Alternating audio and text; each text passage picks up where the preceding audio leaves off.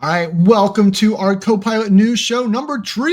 You got the silly turkey Tom on the screen there because, well, let's face it, it's Thanksgiving this week here in the U.S. All I can think about is Thanksgiving turkey. Right? I wish instead of a pie, it was a cake. I'm more of a cake guy than a pie You guy. are more of a cake guy. Yep. But so speaking of cake, right? This previous week we had Microsoft Ignite, and they've announced a whole bunch of new stuff. Like it's like a 200-page document. We're not going to take you through all that, but Page by page, every announcement. we're just going to open up the document and read it. Follow along as we read aloud. All right, but so we're going to jump right into the news here. And so to that end, Todd, they brought up this whole idea of Agent 365, which I think they just wanted another excuse to use agent. But what the heck is it? First, I guess the first thing to say about it is you have to be part of Microsoft's super secret double probation frontier program to see any of this. So none of the things that I talk about are going to light up in your tenant unless you're part of that and you've turned it on and accepted all the agreements and all that kind of stuff. So keep that in mind if you don't see it. So what is it? Well, I like to think of it as a marketing umbrella. So it's kind of a term more than a single product. It's kind of like Office 365 was, a Microsoft 365 is. It's a suite of capabilities and tools that are all marketed together, licensed together, things like that. So that's kind of how I think of Agent 365. The good news is there's a little something for everybody in it. They've got 5 personas that they're catering to: IT admin, security worker, agent developer, business decision maker, and information worker. So depending on where you come at AI and agents, there's a little something in it for you. I'm an IT pro at heart, so the IT admin persona stuff was kind of what I saw and what reached out most to me. One of the things that it looks like Agent 365 is doing is they're really extending this paradigm of the fact that these agents are, you should think of them as assistants, as co-workers, as somebody who helps you with the drudgery of your day-to-day job, the things that you don't like to do, the things you're not very good at. Agent 365 is just taking that another step forward.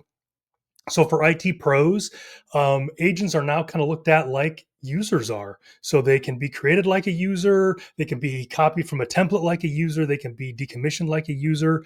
You can give an agent its own Exchange mailbox where it can send and receive mail. You can give an agent access to a SharePoint site where it can go through documents and things like that. And all of that is auditable. Every agent has an ID. So just like you can follow a user around, you'll be able to follow these agents around and see exactly what it is that they're touching, which for me as an IT guy, this is really fun stuff. This is something I can really wrap my head around. For the agent developers, they're exposing these MCP servers, that model context protocol that we've been hearing about. It's going to make those a lot easier for folks to consume inside of their own custom agents. You're not having to wire it all up yourself. They're just going to be there, going to pick them from a list. And for the IT folks, we're going to have a way where we can control which MCP servers are available, who they're available to, what capabilities they can have, things like that. So I'm really excited about that. And so how will we IT pros, how will we manage all this? Well, in admin.microsoft.com, there's going to be a new agents panel. So we'll have one pane of glass to manage all these users and their IDs and all that kind of stuff, or agents and their IDs, and the MCP servers and all that. We'll just have one place to go to manage all of it, which sounds just delightful. I'm very excited about that.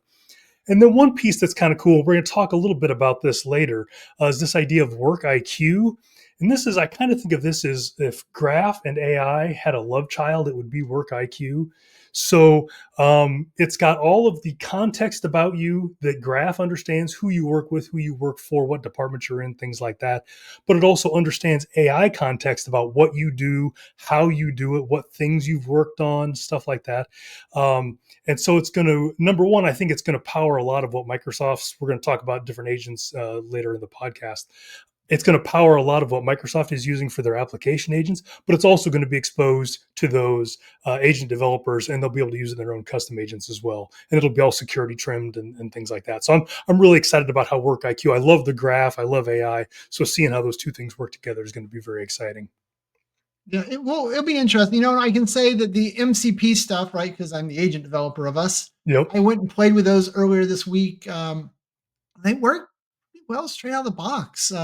Nice. And I think about things like I used to be like, all right, if I wanted to interact with SharePoint, I have to add, 10 or 12 SharePoint actions and the tools, Yep. wire those in, say, here's how you use them. And now I just drop in the one SharePoint MCP server and I'm like, hey, do this in SharePoint.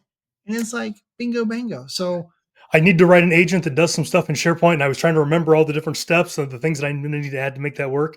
I wish I had these Agent 365 MCP servers. I'd be done already. There you go. Yeah, the Agent 365, like I think you said it well. It's a marketing term, and it's a big umbrella. So there's a lot of little pieces there to learn. You're going to be seeing a lot of Agent 365 in the next year or two. So they define another word, power. It'll be power. I haven't used the word power in a while. Yeah. So speaking of our obsession with power, we've now got vibe.powerapps.com. They have brought Vibe coding into the Power App space. Nice. Yeah. And what's really crazy is it's like a whole new type of Power App, right? So we've had Canvas apps, we have model driven apps, and now we have what I'm calling Vibe apps because they didn't give them a name. So I get to pick the name. Well, Vibe it's been apps. a while since we've had Canvas apps and model driven apps forever. Like this, adding a new type of app, this is a big deal. Yeah. And what's really crazy is like, so you go in, you use your words, make me an app to track all the ways that I hate Todd. Great app.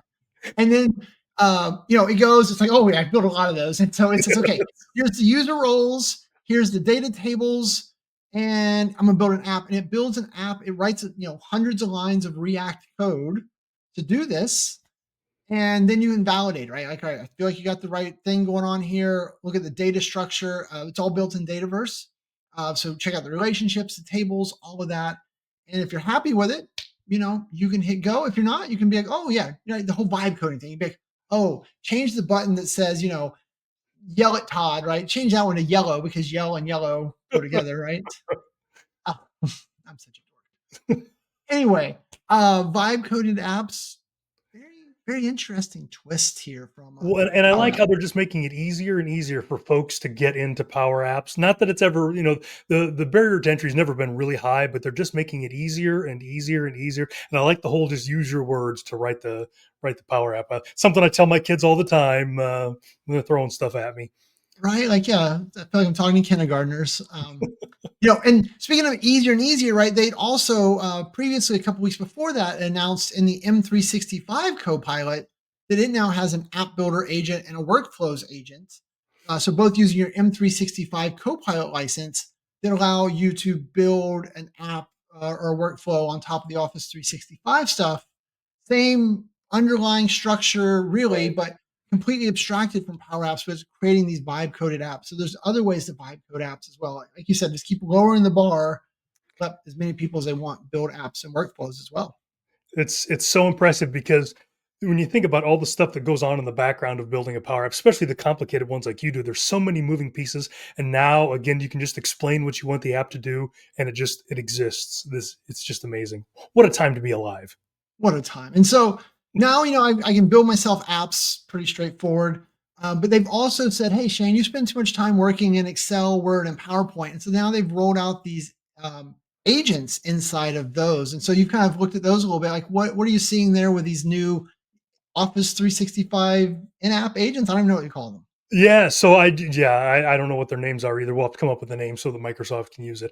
I think these are great. I'm a big fan, and again, like I talked about with Agent 365, Microsoft is really pushing this whole paradigm that these agents are just coworkers, assistants that help you with stuff you don't like to do.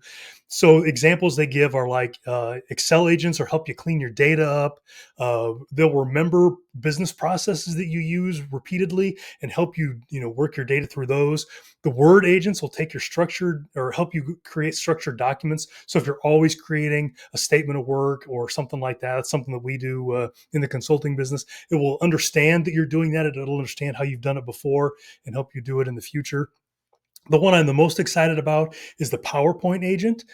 So it'll take your ideas that you put into PowerPoint and make them not look like they were created by a kindergartner, or in my case, the kindergartner who's in the back of the room eating paste. That's how my PowerPoints always look. So now you'll have this agent that's working with you while you make your PowerPoint, so it'll actually look good and be engaging for your audience.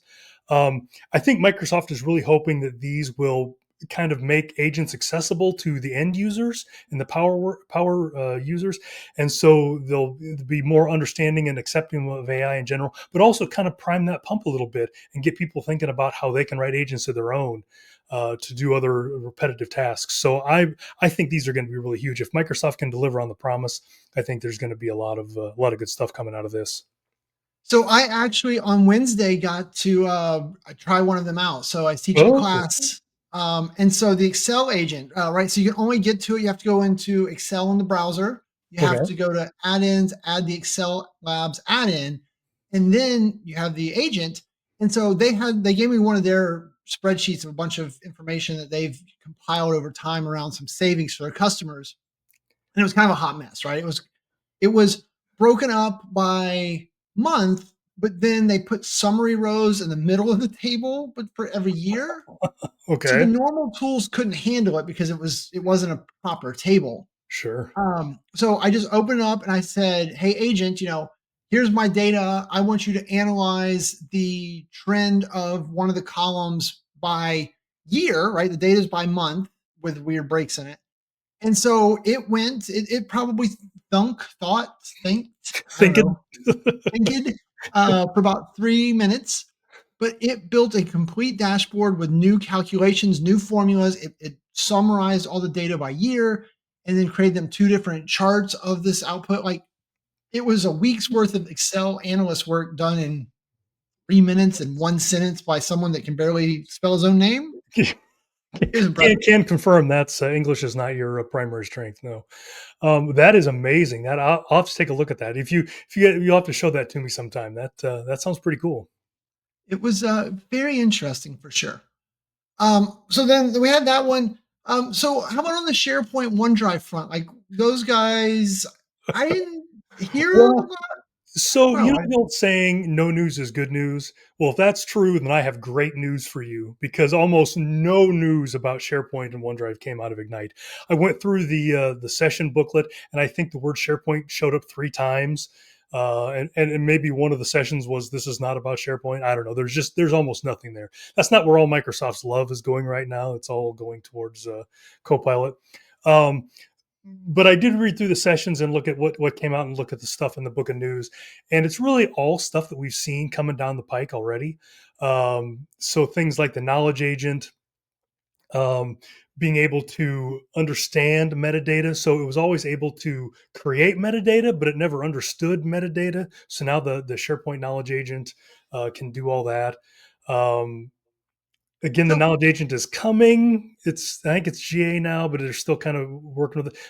Again, just not much there. OneDrive showed up a couple of times, but only as part of other things. So other things they were announcing were saving things in OneDrive. So OneDrive's still kind of Microsoft's home of record, but otherwise not much for us SharePoint folks.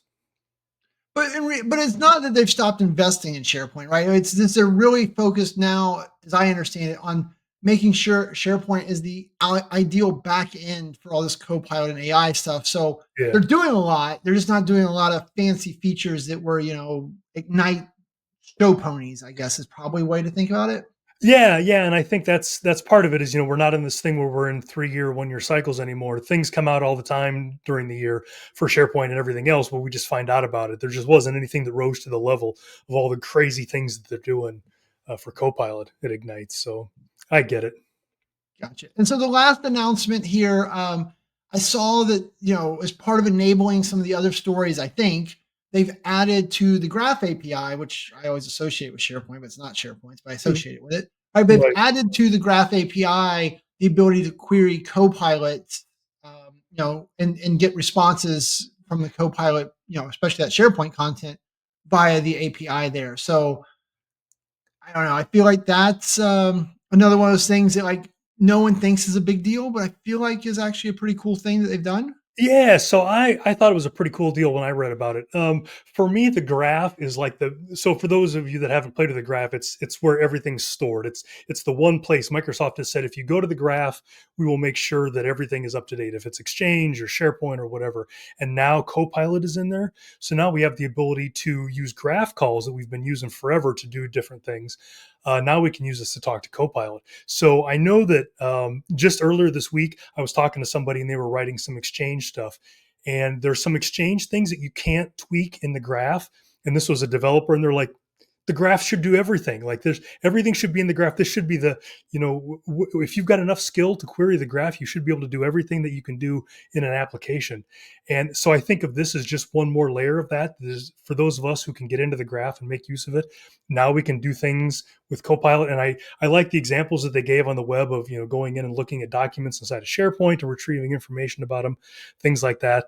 And like you said, it's probably the platform that a bunch of this other stuff like Work IQ and the application or the agents inside of applications like Word and PowerPoint, it's probably all built on top of this whole same stuff. We're benefiting from the tools that they needed. So yeah, I was pretty excited about this.